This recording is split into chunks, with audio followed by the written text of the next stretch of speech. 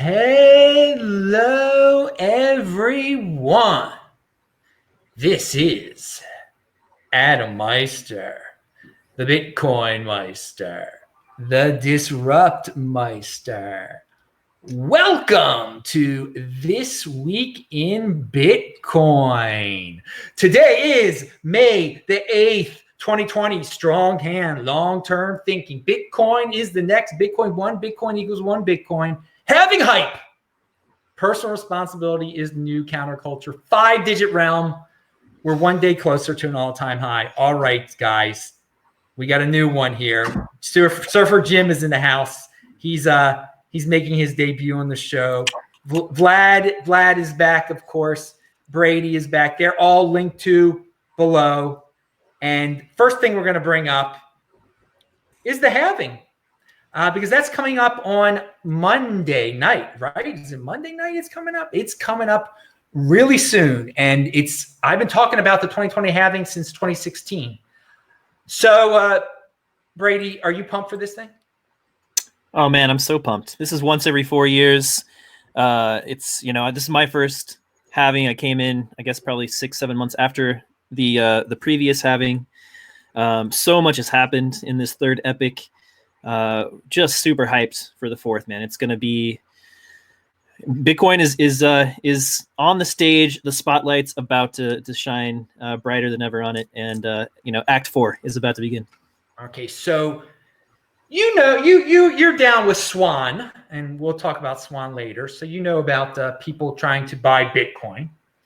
And you've heard that 50% of the new Bitcoin is consumed by Grayscale and Cash App. And this is before the halving. So what's your take on that statistic there? And what do you expect after the halving? What's that going to mean after the halving? Well, I mean, it's basic economics, right? Supply goes down, demand stays the same or increases, then price must rise. And yeah, that stat is amazing to see. And that was, first quarter numbers. Those were first quarter numbers. So ending March 31st. That didn't even catch this run up over the past 5 weeks. So I have to assume, as price goes up, people buy more, which is, just the way things roll. Price goes up, hype goes up. There's been a lot more mainstream media attention on the halving and everything. So I expect those numbers to be blown out of the water when we get the quarter two numbers. And we'll be a couple months post halving by the time that news drops. And I think,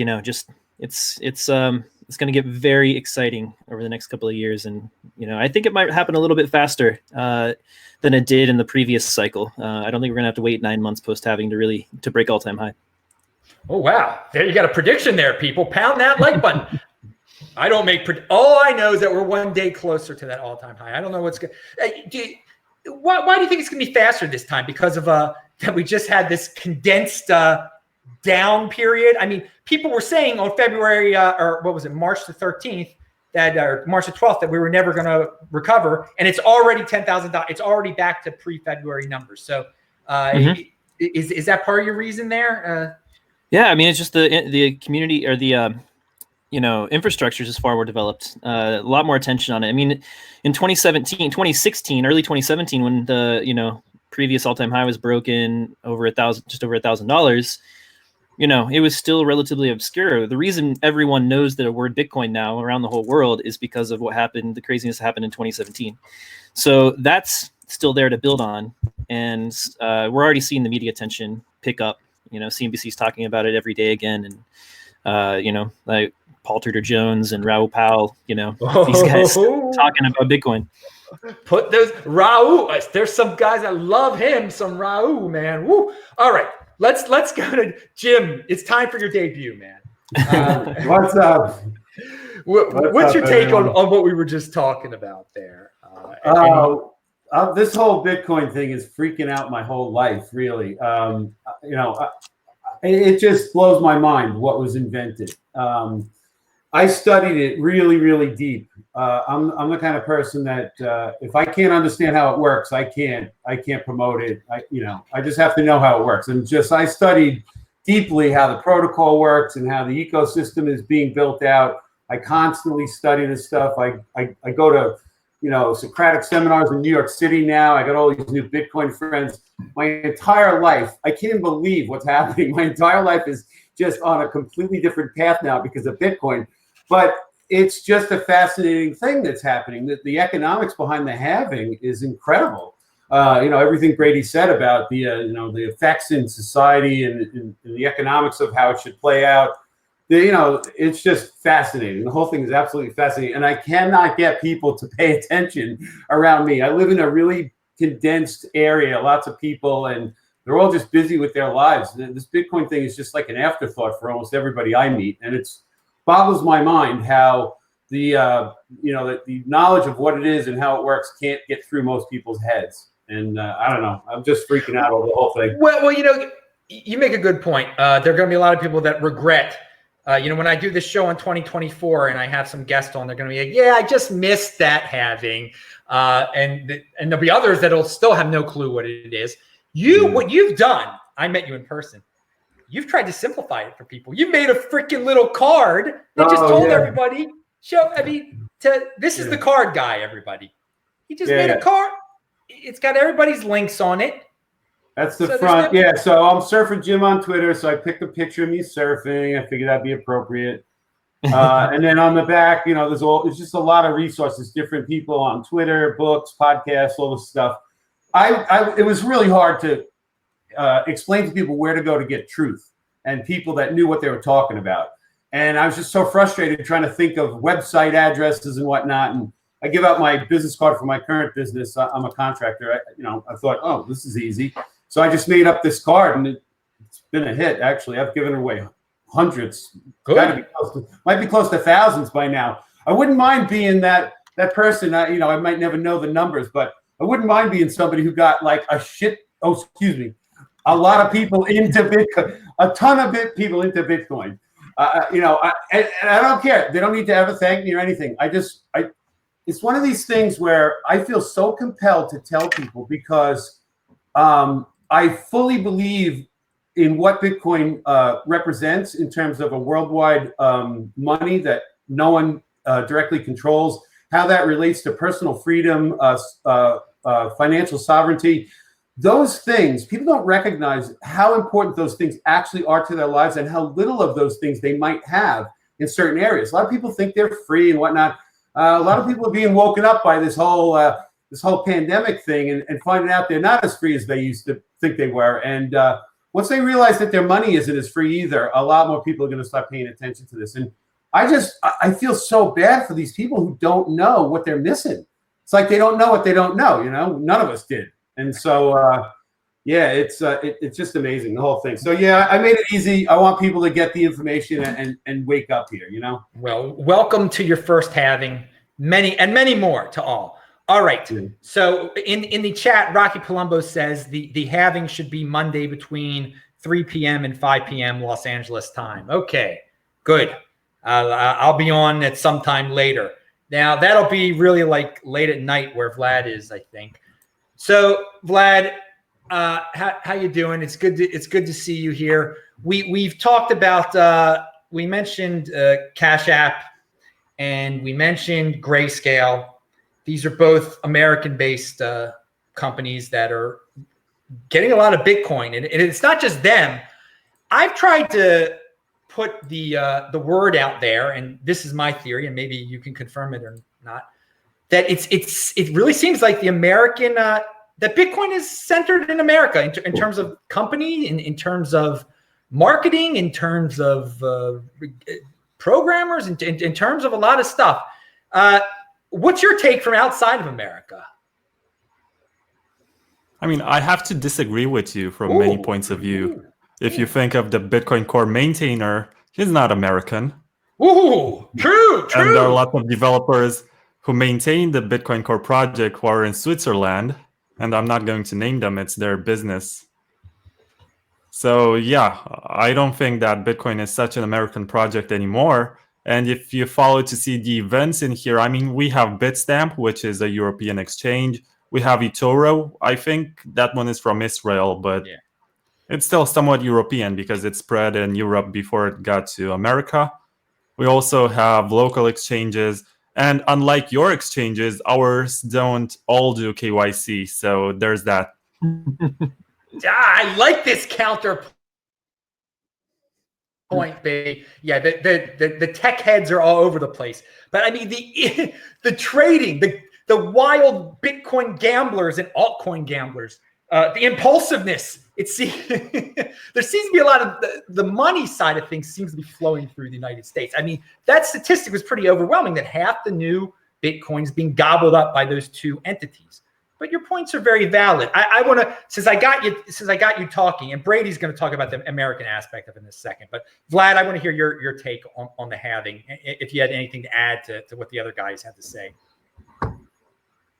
I mean, I feel like they already said the deep stuff, so I just want to say that I'm happy that the Ponzi is still working, and I can't wait to dump my bags on newbies. Pound that like button. We're actually gonna talk about some alt. It's our turn. It's our turn to dump. all right. Let's get Brady. You obviously deal with a company in America that sells Bitcoin. What do you think about what I said about the America playing a very large, or Americans playing and American companies playing a very large role in the ecosystem? Yeah, I mean, Bitcoin is definitely obviously a global asset, and we're focused right now on the American market. It doesn't, I guess, probably doesn't surprise too many people that a lot of Bitcoin's being bought, in the United States on United States exchanges, just because the most wealthy country in the world has some money to spend. We just all got airdropped a bunch of money, and yeah. A lot of us turned that into Bitcoin. But that aside, I am absolutely bullish on Bitcoin only companies. Really excited to be a part of starting one here in the US at Swan. And we're also focused, completely on, stacking sats, automatically stacking sats, which I think is, one of the most responsible ways to start buying Bitcoin. Once you get convinced, it's good to, put a lump sum in, but then as your paychecks come in, put a little, set aside 5-10% to saving in Bitcoin, treat it like a 401k, long-term thinking, right? 10, 15, yes. 20-year investment. So no altcoins, no trading, just buy, turn your fiat into sats slowly but surely. Have you thought about Bitcoin dominance increasing these last few days? Do you think altcoin holders are now dumping their altcoins for Bitcoin? There seemed to be, I got that vibe. I got that vibe when I start seeing Bitcoin pumping and some of these supposed top tier altcoins dumping. Do you think some people, because of the halving hype, are now like, I don't want to be holding on to this Litecoin now, and it's time to turn into Bitcoin? Yeah, I mean, I guess some of the traders. To me, I feel like the people who will hold altcoins are traders for the most part. That's just I don't have the data on that, but that's just my assumption, right? That this, it's a crypto casino, and those things pump and dump, and that's where if you want to gamble and go put your chips on the table, you play with altcoins. Maybe some of those traders are seeing that, this is a, buy the news or sell the news kind of event, right? And I think, what is it called? Buy the hype, sell the news, or something like that is the trader lingo, right? Buy the rumor. Thank you. Yeah, sell the news. Maybe they're seeing that kind of event, and I wouldn't be surprised if we saw a sell-off after the halving actually happens. So maybe they're trying to play that game. I don't know. I remember in the last cycle we would often see before a bunch of alts would pump, we'd see BTC pump first. Typically because you used to have buy Bitcoin in order to buy the altcoins. Now we have these stable coins where you can kind of get into. So maybe that effect won't be as pronounced this cycle, but definitely saw that last cycle. Like you'd see Bitcoin pump, and then traders would move from Bitcoin into altcoins, and then kind of go back and forth like that. Vlad, I want to go back to you for a second. Your expert technical analysis. Do you see? What do you see? When do you see Bitcoin reaching its all-time high? Do you think that this is going to start a major hype cycle, this halving, or will people just not pay attention after it's over? I don't see adoption following our price speculation. So there is that stock to flow model, which I don't really like or agree to, which says that every 4 years we're going 10x, and there's some sort of schedule or pattern into the pricing in relation to US dollars. but I can see the price going up due to the inflation that's happening due to the Federal Reserve and the European Central Bank. So that can push prices up, and we can see hedge funds, just like we had the case. And I suppose you're going to talk about that at some point because it was in the news. We have had an important hedge fund manager who said he would put a single digit. You don't want me to mention that, right? No, I do want. I want. Let's start talking about it now. Mention. I think you're going to have a similar take that I have. You're saving it for later, okay? No. Bring it up. No, we're segueing into it now. Say what you're going to say about it. Yeah. So we have this hedge fund manager who has been around since the 70s, and yesterday it was announced through his reports that he has been buying Bitcoin, and it's a single-digit percentage of his funds, but it's still significant enough to push the market sentiment and keep us afloat in terms of hopes that we're going to the moon. But also it sets a precedent in traditional finance with hedge fund managers who will basically look at governmental money inflation and say, I'm going to buy some Bitcoin as a safe haven against that. So right now the question is not, are we going to the moon, but which hedge fund manager is next to invest in Bitcoin? Well, I think the thesis that he's spreading, that it's time to look into Bitcoin and Bitcoin related products because of inflation, because he liked gold in the 70s, and he thinks this is similar to gold in the 70s to protect you from inflation. I think it's good he's spreading the word about that. How many of his fellow hedge fund guys are going to follow? I don't know. And I don't know if I think it was kind of blown a little bit out of proportion because he said the allocation, he's allowed to buy Bitcoin futures, which isn't exactly Bitcoin. So I think the story might be hyped a bit. And I don't like putting dudes like him on a pedestal much, but it's dudes like him that can change their mind in a second also be like, oh, it's not my thing. And then if you thought he was the great savior of Bitcoin, which some people they want someone to look up to like that, and then he changes his mind and everybody panics. So what did you guys think of Paul Tudor Jones? It's Paul Tudor Jones. Jim, what do you think of Paul Tudor Jones' announcement? So considering his position as a trader, hedge fund manager, and he's only investing in futures, he's clearly considering what the future price of Bitcoin might be. But I wonder if he and his consultants really study the way Bitcoin works and the reason why people around the world like us give it value. You can speculate on anything you want and not understand what it is you're really speculating on. And, I would assume a guy like him would have a knowledge of how the blockchain works, how the difficulty adjustment works, how mining actually works and how it's progressing, with, flared gas being used to run mines out in the middle of the, oil fields and stuff like that. If he knows all this stuff and he's betting on Bitcoin as a fundamental, important asset class that's not going to go away, beyond, and even beyond just an asset class, this is a type of money that could be used by people all over the world to live their lives and have financial sovereignty. This is more than just some investment, but he's treating it like an investment. But I just wonder, how much does he really know about that underlying importance of what this thing actually is? And the people that listen to him, most of them have no clue, in my opinion. They're just going to follow what he says. So, it's good for Bitcoin, of course. Anything, what do they say? Any news is good news. So even if the guy quits next week, he still talked about it again. Some people will pay attention. So it can't be bad for Bitcoin. I thought it was a good marketing event. Something, he said good things about it, and we'll see how it develops. I'm in Bitcoin, and I know they will eventually come. Okay. I didn't buy Bitcoin because of the big money, but I know it's eventually going to come. And but we got to be very patient for the institutional investors, for these hedge fund guys. And I think everyone gets really excited when one of them speaks up, and it's going to take probably longer than we think for these dudes to really totally feel comfortable and be allowed to do it.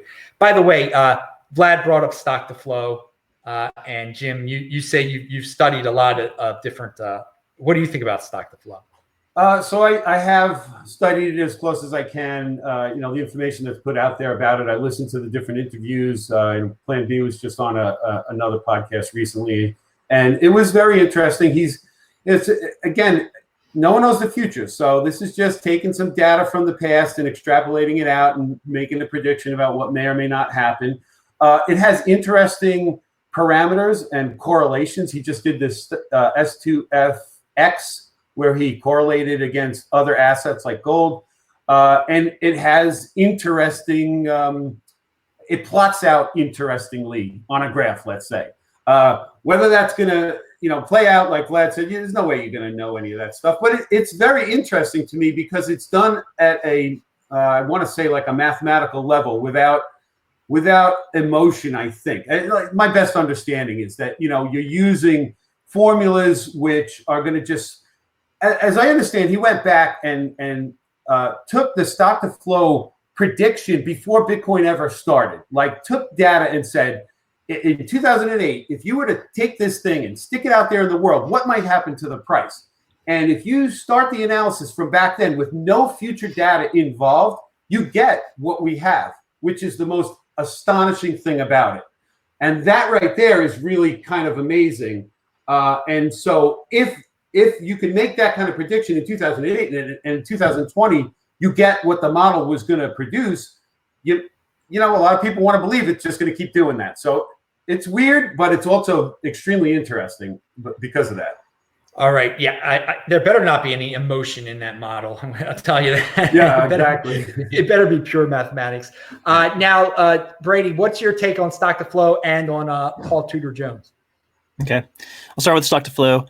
I think the math in the model doesn't have any emotion in it, but it sort of generates a lot of emotion. No doubt about that. To me, I'm not a statistician. I'm not a quant, so I just kind of have to take these guys kind of word for it. But it does sound like it's been, it hasn't been it's been verified basically by other analysts and quants as being statistically significant, and the correlation being significant, all that. The S2FX chart is really impressive.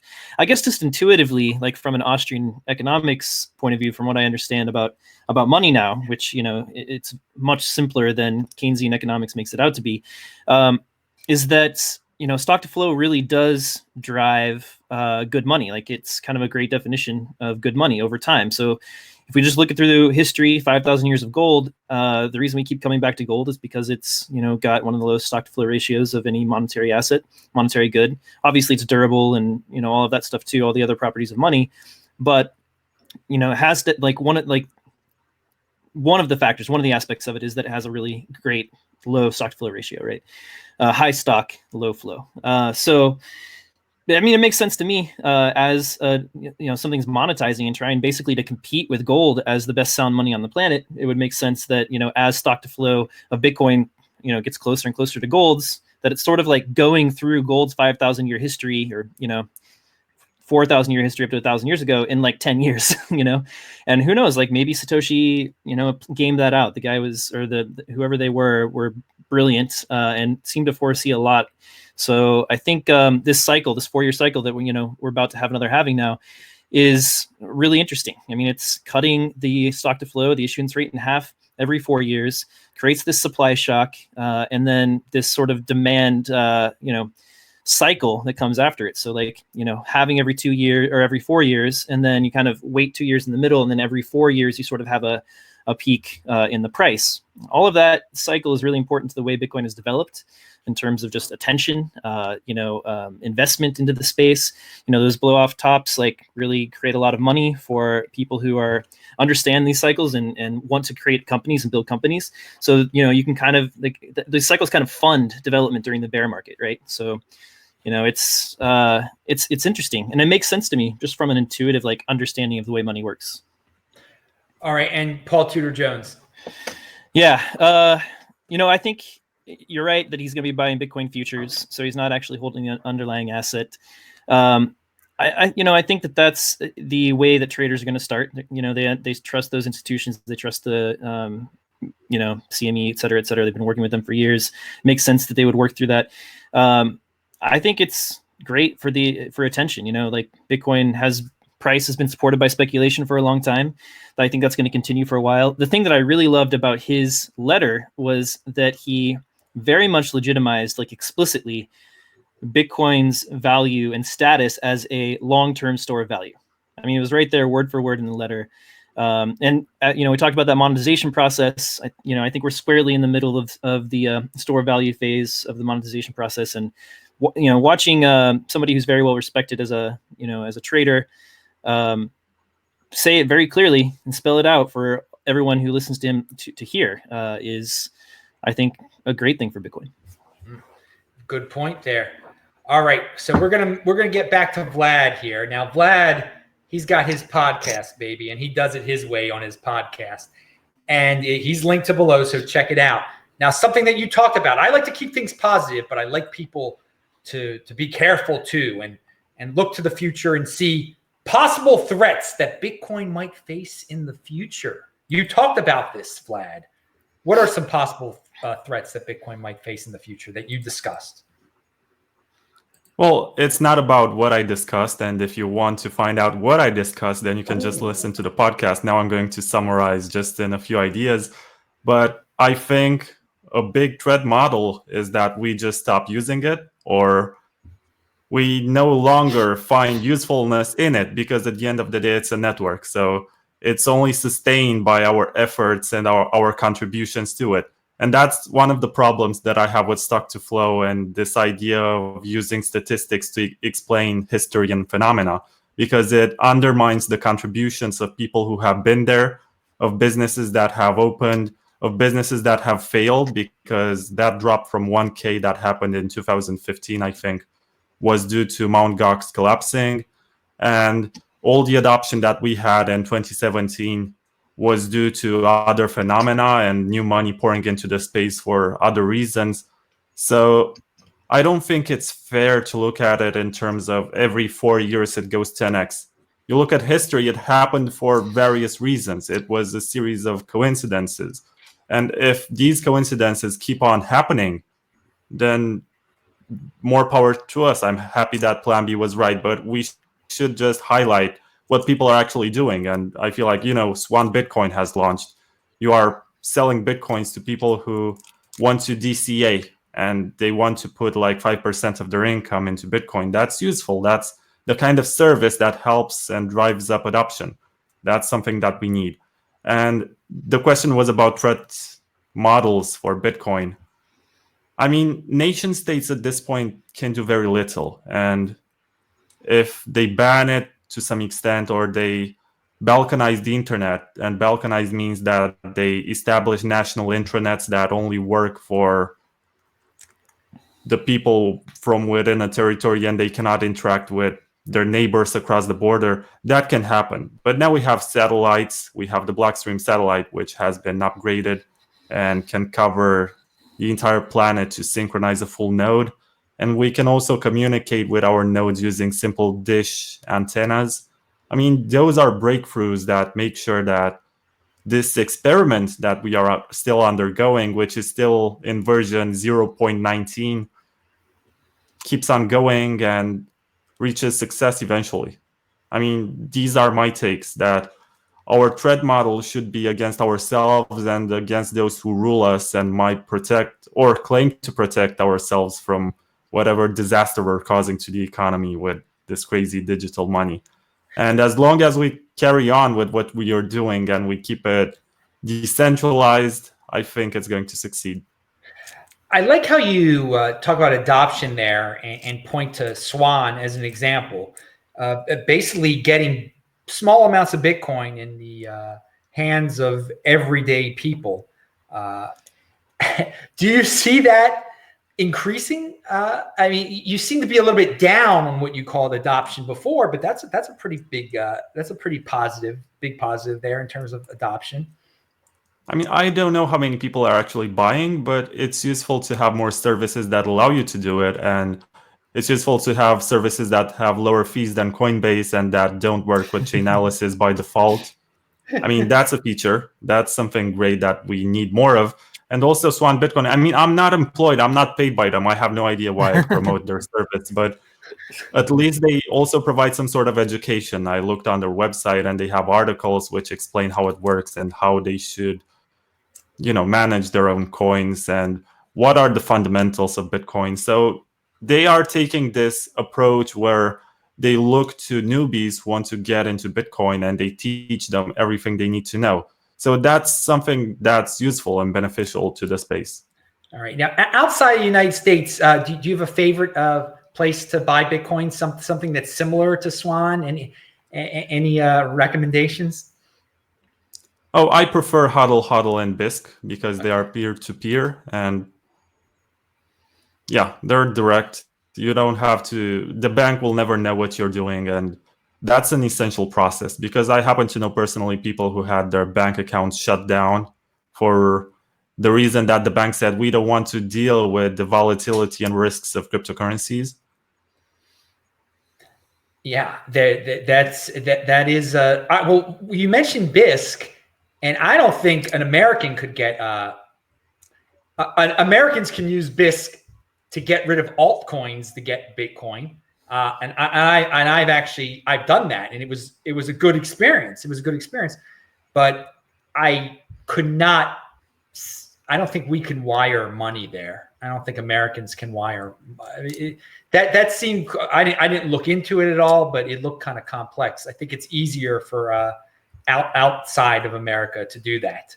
But so the way that works with BISC, they don't have a problem. Like the banks don't question you when you try to send your money there to BISC.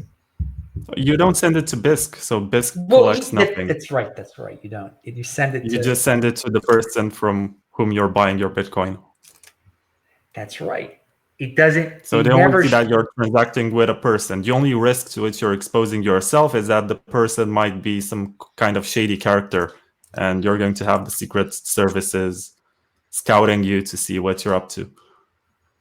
I'm trying to envision how it looks on the bank side. It looks like you're transferring money from your bank account to another person's bank account, I guess. Anyway, I don't know if Americans use it that way or not. I'll have to I'll look into that. But good bringing up BISC again. Okay, let's get here to what do we have here? All right. Ethereum 2.0. Now, I don't know if anybody wants to talk about this or not, but it's been in the news lately, and it's something we're all going to have to deal with if you're a hardcore Bitcoin maximalist or whatever you may be. It's definitely very complex what they're proposing here, and if they pull it off, more power to them. It could be there's going to be an Ethereum 1.0 chain and a 2.0 chain at the same time. Okay. That should be interesting. I think that the whole 2.0 gimmick, though, I think a lot of people are going to buy into it. A lot of people are predicting doom and gloom for Ethereum, but I think a lot of this is pure marketing. And if they can pull it off, I think it's going to end well for them. But it definitely is complex. So I don't know. Surfer Jim, do you have any thoughts on this? Oh, come on. Are you kidding? Of course I have thoughts. Number one, the complexity is what's going to allow it to stick around because people are too stupid to figure it out, and they're just going to believe it's important, and they're going to throw money at it. It's probably going to last for a while, unfortunately.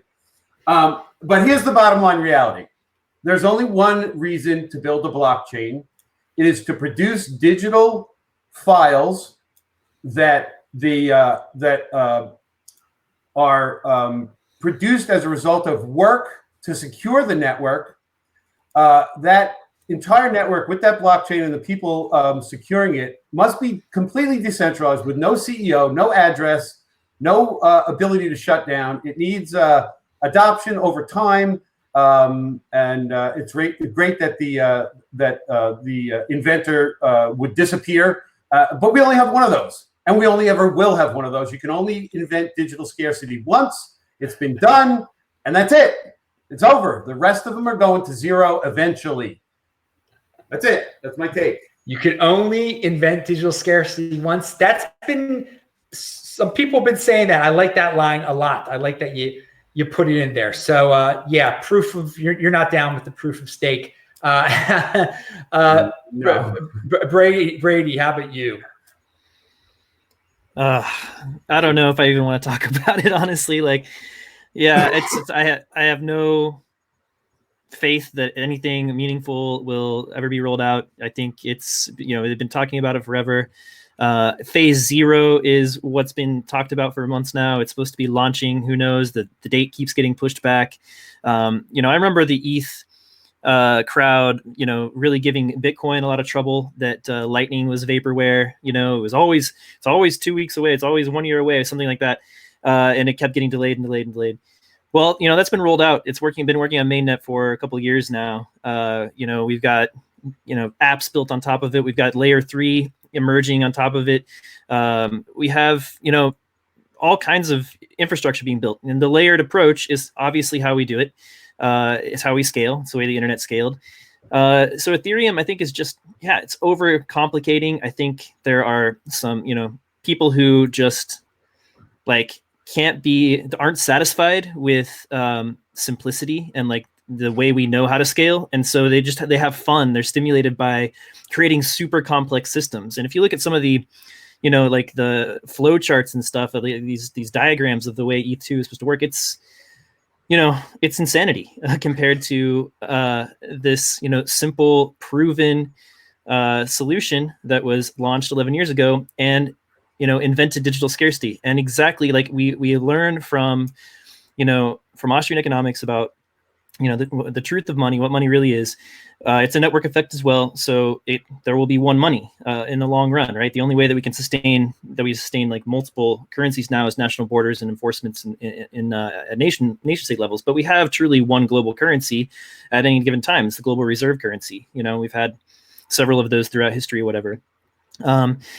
So we're gonna have one money. ETH is not money. ETH is some kind of a network. Maybe right now they're playing with it, but eventually all of that functionality will come to Bitcoin, or at least be the money underlying it will be Bitcoin. So I don't pay attention to it anymore.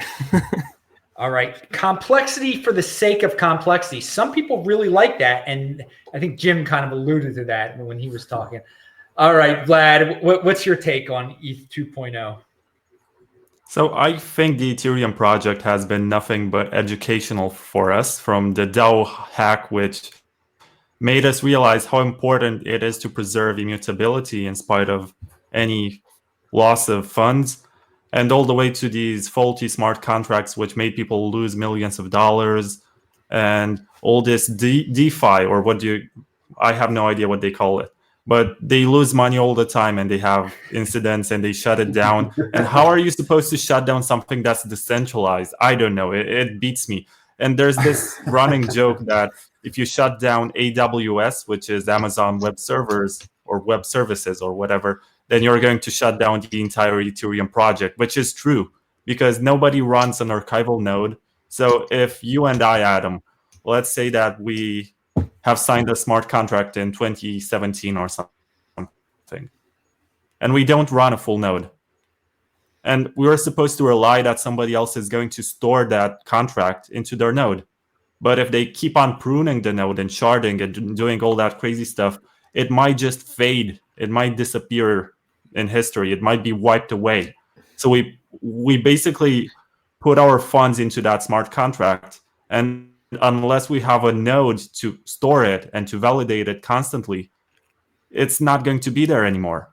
So I also have another question. How the hell are you supposed to move a smart contract that has been established for multiple years? Let's say that they have this, what do you call it, when you have a condition which says you cannot spend the funds for 5 years or something? When it's locked in, yeah. Yeah, let's say we locked funds there, and we have a smart contract which locks the funds for 10 years. And we set it with code that we copied from the Ethereum Foundation website, because that was very simple. They made it so simple that anyone could issue an ICO. So we copied that. How the hell are we supposed to move it to Ethereum 2.0 to make sure that it's going to be there? And the only solution for that is going to hire people who have actually worked on the Casper project and Ethereum 2.0 for consultancy so that they do this action. Yeah. So they're going to make a lot of money from this. That's very centralized aspect. If you can't do it yourself, you got to go to some team of people that are the few experts that can help you do something like that. And dude, it's going to take some expertise. I mean, they're talking about 64 shards. I don't even know what the heck they're.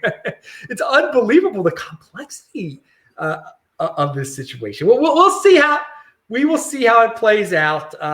Again, there are some people who just love the complexity for the sake of complexity.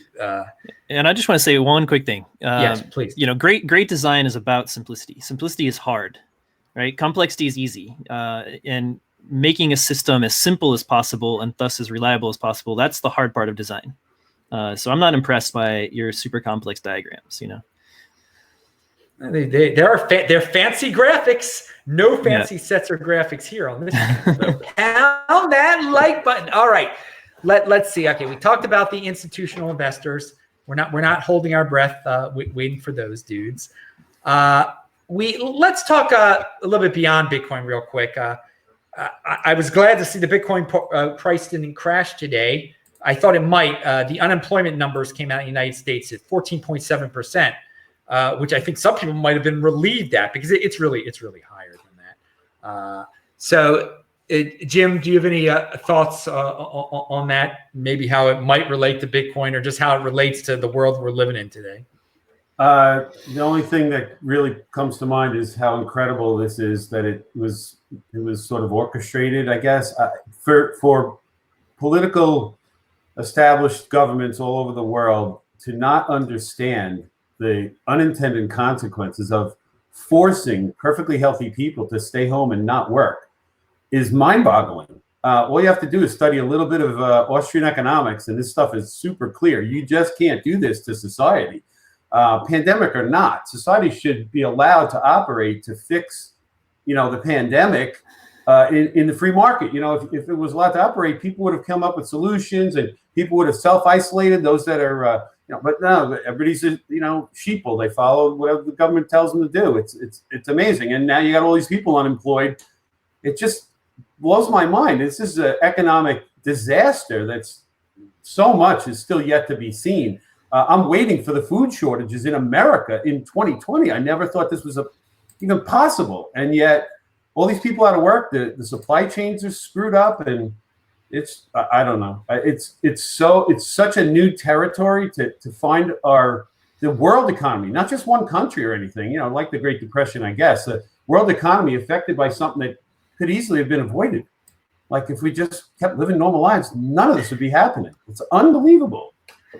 Yeah, and it is unbelievable how people just blindly believe the party line, including some people in the cryptocurrency space, quite a few. Brady, you have thoughts on since you're in America now, and have to deal with this unemployment, I guess, that's going around. It is crazy. I mean, we're talking about buying Bitcoin, buy and hold, buying little bits of Bitcoin. The 14.7% of the population, they've got their mind on other things. And this is something, it's so unfortunate that it didn't have to be this way. But Brady, your thoughts? Yeah, it's a sad situation. It's and this is just the very beginning, just the tip of the iceberg. The economic fallout of these decisions are going to last for years and years, and will cause more damage than I think the virus left. People left to their own, choices. What the virus would have caused if people were left to their own choices. Like Jim said, I think people who were at risk would have chosen to self-isolate. I think that business owners who were, running businesses that are currently, mandated to be shut down, for the most part would have made responsible decisions for themselves and their businesses. They'll all adjust to demand, et cetera, et cetera. It is hard to know what would have happened on a global scale had different decisions been made. But we didn't have a lot of data, so it's a weird catch-22, right? If you're a policymaker and you're running a government and your mandate is to try to protect the populace or whatever, and that's what your mission, you think your mission is, then you don't have a lot of data at the beginning of a pandemic to make decisions, right? So fear kind of takes over. The numbers at the beginning are absolutely like unreliable, right? Modeling, we talking about stock to flow model, like, right? I agree that no model can predict the future, right? You can, maybe kind of see trends that fit in the past, but yeah, things happen, right? The black swans come and unforeseen circumstances occur and will crush your model. All right, well, the stock to flow model has like a lot of, history to look at or whatever and data. The pandemic has no history, there's no history for this particular virus, the way it's going to spread, how the damage is going to occur, et cetera. And you try to build a model off of that based on a week or two of data. And that data is absolutely not reliable because, governments have incentives to misreport it. So making decisions based on models like that, it makes no sense. It's insanity in my mind. So I just think it's really unfortunate. I feel for all the suffering that's happening out there, both from the virus and from the economic fallout of decisions that were made. I don't know. I'm thankful to have my job. I think the governments now are just there's only one thing that can happen at this point based on those decisions, and that's to print a bunch of money and try to stave this off like we have been committed to for a long time, basically since we, went all in on Keynesian monetary policy. So I think that's what's going to happen. And I think maybe in terms of Bitcoin, I think maybe we've kind of pulled the future forward a little bit, and Bitcoin might be called upon a little sooner than it would have been otherwise. Oh, good tie in there. All right, Vlad, what do you think about this blind compliance, the Twitter mobs, everything that's going on with this virus? What's your take over there in Europe? In my country, it hasn't been that bad, but it was in Italy, and Romania has like 1 million people working in Italy. So we got scared because around Easter time, we expected half of them to return to the country. So we had quarantine set up so that they would stay there for 2 weeks before entering the border. And we have been exaggerate to some extent, but some people have also been reckless. So I don't know. It's not as bad as in the United States, at least not that I can see it right now. And next week, actually, we are going to be free from all restrictions, but we're going to have to wear masks. So everything opens, but we have to still distance ourselves and wear masks. And I look forward to that. I can't wait to play basketball. I mean, it has been so nice outside, and I had to watch all of these beautiful days from my apartment. And without being able to go out, without a valid reasons. The only reasons why you can get out is to do shopping, to buy food, and to go to elder people to treat them or take care of them, or kids. So yeah, I didn't have too many excuses to go out, but I'm happy that I will get to go out next week. Excellent. Yeah, it could have a bad psychological effect when you see it so beautiful outside and you're like, I can't go. They're not letting me out. I mean, that must be an eerie feeling, actually. By the way, I know even when I was a kid and I was getting grounded, it wasn't this bad. Now that like button for the illusion to youth. Now the government grounds you. Hey, Adam, can I add something into this? Please. Yeah. We see this on Twitter all the time. Bitcoin fixes this. And there's a lot of people that believe that a sound hard money on the planet that everybody used would actually fix a lot of these problems that are created by governments and central planners. When they can control the money, they get to control a lot of society. When you control large sums of money, you can pay people to enforce whatever you write down on paper as the law, and it becomes very easy for a small group of people to take control over very large groups of other people. When they can't control the money and they can't pay people off by printing money out of thin air, it changes their level of influence. And when people are free to make their own decisions based on their own rational self-interest, this is how the world works. This is how the division of labor happens. People decide what they want. They decide to specialize. It's the same thing with reacting to news. Everybody decides how they want to react to the news, what they're going to do to keep themselves safe and their families. And some people will make mistakes. That's life. People die every day because they made miscalculations in the way they were driving, or they didn't pack their parachute correctly. It doesn't really matter. People should be free to do what they want. And fiat money has taken that away. Fiat money has put control of many other people's lives in the lives of just a few. And hard money on the planet can fix this. It probably take a couple generations. I might not be around to see it, but Bitcoin is humanity's best hope, in my opinion, to change all of this craziness. Bold statement there. Bitcoin, it's a game changer, isn't it? All right, I did want to go to before we're gonna get to our concluding thoughts pretty soon, but I wanted to ask. There's a lot of mob mentality today on social media that deals with this virus. I mean, people are shamed. It's crazy, but still, in the Bitcoin social media world, we have. I've alluded to this before. I call it the Bitcoin inquisition. If you say like one little thing that's a little controversial, or you let someone onto your show, or you talk about someone who is not in with like the in crowd with a certain clique, you can get sent to the Bitcoin Inquisition. And guess what? Vlad got sent to the Bitcoin Inquisition, I noticed. He talked to Bobby Lee about Bobby Lee's product.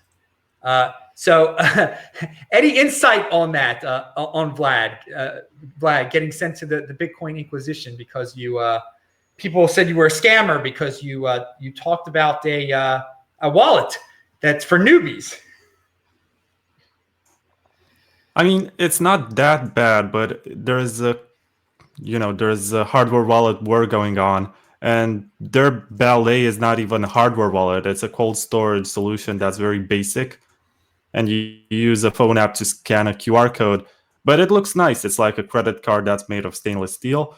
And actually, I don't recommend their product in its basic form, but they do have the Ballet Pro, which allows you to generate your own private key according to the BIP38 standard. So you don't have to trust anyone. You generate your own passphrase, and then you use BIP38 to generate a hash that's going to be printed on your card. And decrypting that hash is even harder than decrypting a Bitcoin wallet to determine the private key from the public key. So it's a trustless way to have some sort of cold storage. It's not that bad. It's a way of gifting people some Bitcoins if they're not acquainted to anything. And it's like giving them an Amazon gift card. That's the way I see it. The fact that I got, canceled, I mean, yeah, some people are just like that, but I'll keep on doing what I do. I've also given Bobby Lee a hard time by asking him about his past as a big blocker and stuff like that. I mean, he did not expect it because I let him talk for like 30 plus minutes about his product. And then I was like, oh, so why do you think that Bitcoin can scale with small blocks now? He did not expect that. Hey, man, it's good that you've got conviction. You're doing your show the way you want to. There's some people that are very reactionary out there. They're just like, no, you can't have this person on. You can't. And again, the improved product is an improved product. It's better than the original thing. And no one's forcing anyone to buy those. It's a gifter. You're right. It's you gift someone some Bitcoin, a newbie. And that's, I mean, from what you were saying before, it's let's increase adoption and get newbies in here somehow. At least he's trying something. He's trying something. So I'm just always noticing people have given you a hard time on a few things in the past, which to me makes me think that this dude Vlad, he's speaking his mind. If he's constantly offending people that are just so prickly, he's doing something good out there. So keep on doing that, man. All right. I mean, I can admit when I'm wrong. So if the person is a proven scammer, then I'm going to dismiss them. But as far as I know, Bobby Lee has never stolen anything from anyone, so he's not Mark Karpelès or something. He has no need to steal from anyone either. He straight up says he's very wealthy. Why would he try to steal from everyone? I mean, he's put that out there. All right. Okay, so let's get to our conclusionary thoughts here. Promo time. Everybody talk about what they're into or any stories that got left out. We'll start with the Surfer Jim. All right. So first thing is, I like you're always wearing a good T-shirt. So this may look backwards on the screen, but I wore my Ripple T-shirt today, which says this T-shirt is more decentralized than Ripple. That's a good T-shirt, right? So in honor of all the T-shirts you always wear. If anybody who follows my Twitter feed will see that I'm constantly posting videos from the beach because I surf all the time. I've been doing it for about 45 years, and I'm never going to quit as long as I'm physically able. And unimaginably, the beaches in New York have never been closed the whole time. I can't even believe it, considering the kind of police state I live in. I post videos showing the waves, showing the beautiful beach, encouraging people to go out and disobey orders. Not that you can get away with it. I don't know about where you live, Vlad, and I wouldn't suggest you go get in confrontations with the authorities. But luckily, they've just been leaving us alone, which is awesome. So I feel relatively free, which is nice. I've been prevented from working in certain circumstances, so that's not making me very happy.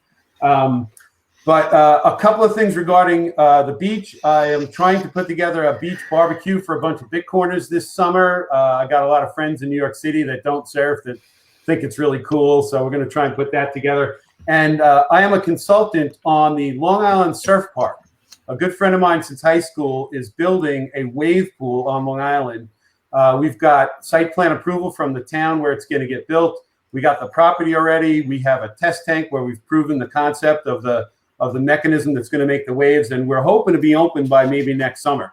If anybody wants to learn to surf, we're going to be able to give you any size wave you want, and it's going to be awesome. So Long Island Surf Park, www.longislandsurfpark.com. Check it out, and hopefully we'll see you on Long Island surfing one day. Now, I like this attitude. There's so many people like, life will never be the same. No, dude. No new normal. People will still go outside to the beach. Be healthy. Get sun, UV light, vitamin D. We need it. People get it. It's unfortunate. Like Vlad got locked in his darn house. He couldn't go enjoy the sun. It's ridiculous. Hey, Adam, one more thing. Yes. I got some friends on Twitter that I've never met. One guy in particular, Apex B. He's a surfer in Florida. He says, Jim, make sure you shout out to all the Bitcoin surfers out there. So that's all you Bitcoin surfers. We're one big team. Dude, I know that dude's name. I've seen that guy out there. I seen that Twitter Apex. Yeah, I seen that. All right, Vlad, your conclusionary thoughts, and please talk about your podcast, of course. Okay, so first of all, run your node. That's the single most important contribution you can make to the network. Decentralize it, validate your own transactions, be autonomous, learn more about how you can be your own bank. That's the most important part. And if you want to listen to season 5 of the Bitcoin Takeover podcast, which I have recently launched, this week I deployed 6 episodes at once. And I have Nopara, who is the lead developer of Wasabi Wallet, who speaks about Bitcoin privacy, and that's very useful. And he explains pay-to-endpoint, which is going to be huge in the future for payments. And also I have Francis Pulio, who provides a pretty valid criticism of stock-to-flow. And today before doing this interview, I had a discussion with Torsten Hoffman, who is the producer of the Cryptopia film.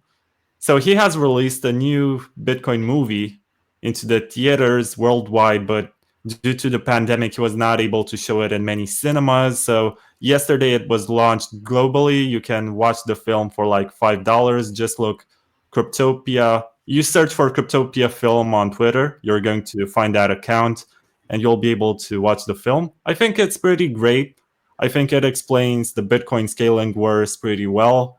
And it also offers a perspective on various scams that exist. And there's also Craig Wright in there. And I couldn't believe that he was invited personally by Craig Wright to meet him and show him the patterns that he has acquired with Enchain. And that's insane. But he has done that. It's in the movie. Yep. And other than that, I'm going to be part of a halvening party, which takes place, during the halvening. But it's special because it's about sporting events. It's organized by Vitus Weller, who is a German entrepreneur. And he's best known for Team Satoshi, which has done events like Run for Hal Finney. On Hal Finney's birthday, he basically arranged that lots of Bitcoiners around the world would try to do a half marathon or run for as long as they can, at least. And this time, there are going to be push-ups, there are going to be burpees, there are going to be squats and all sorts of physical exercises that people can do in front of camera. And the way of celebrating the happening is going to be by actually moving and doing sports and stuff that we should be doing outside, but we can't. Nice. Hey, I will say I saw the movie in Sydney. I met the guy who made it too, and the Craig Wright thing was kind of weird in there. That sticks out. That sticks out in my head. And yes, that's good. You're promoting it. If people watched, I think yesterday's show, I actually linked to it also. I do want to add, you say run your own node. I have a question for you. The node count just recently went down. Am I correct about that? Do you have any theory on why that has happened? No idea, because miners are still active, so the halving hasn't happened, and they're trying to take advantage of this last wave of great rewards that they can get. I don't know. I run my own node on my computer, so whenever I open my computer, the node is also running. I don't run a Lightning node for now, because I did not have proper incentives, and I suppose that they're going to fix routing, but that's another discussion for another day. The fact that I wasn't routing any transactions due to geographical and internet speed issues. So yeah, all right. It's as easy as this. You have a computer, you can run a node just like you run your VPN, or you keep your browser open in the background. All right, run a node, says Vlad. Good conclusion. All right, Brady, UK Bitcoin Master says you have to bring Swan to the United Kingdom. Is that happening soon or no? That's not. It's not going to happen soon. I mean, we're only a month in, so we've got a lot of work to do here in the U.S. first. But hopefully we can get the things humming along, and we can look to moving internationally at that point. But yeah, no plans right now. All right. So your thoughts? Any stories you want to bring up? Any promos you want to say? So yeah, I was looking at the node numbers as well, which made me think: run your own node. No poop coins. Go to the moon. Look at those stickers. There's also this guy, Noddle. So a couple of great buy your own nodes. There's plenty of free options out there too. Like Vlad said, you can download on your computer. There's great software out there to help you with that. So run a node. It's the most important thing you can do as a Bitcoiner. Figure it out. There's so many resources out there.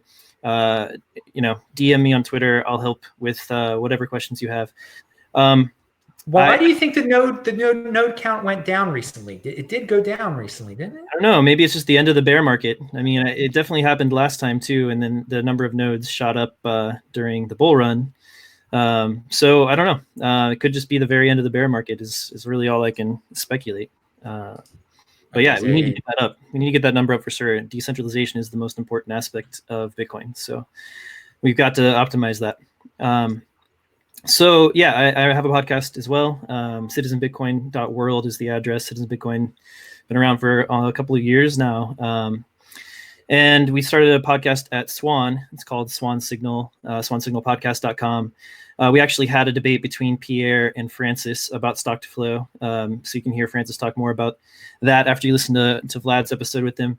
And yeah, swanbitcoin.com, come start stacking some sats, be one of the early adopters. Swan stackers we're buying over $2.7 million of Bitcoin a year now, which is awesome. We're well ahead of where we were hoping to be just 5 weeks in. So that's awesome. You should come and join there's the groundswell there. And I just want to say, thanks for having me on. Thanks, Vlad, for your work. I've been a big fan of yours for a long time at BTC Media and your podcast. So it was fun to hang out with you. Jim, been, seeing you all over Twitter for a long time now. So it was awesome to meet you as well. Awesome. Well, I thank all three of you. It was a blast today. The last This Week in Bitcoin before the halving. Hey, and next This Week in Bitcoin, we'll be saying strong hand 2024 halving. Oh, I'll be pumping it A Tuesday morning, I'll be talking about the 2024 halving. So everybody have a safe Monday night when you're partying, wherever you are doing it virtually. I don't know how you get hurt this day and age when everyone's like locked in their houses and everything. But have fun. We've been waiting for this day for a while. We're one day closer to an all-time high. Thanks a lot, guest. I'm Adam Meister, the Bitcoin Meister, the Disrupt Meister. You get a new show here every day. Every Friday's This Week in Bitcoin. I'll be back tomorrow night. Shabbat shalom, everybody. See you Saturday night. Everybody have fun. Let's end this lockdown. And thanks a lot, everybody. Goodbye. Stopping the live stream now.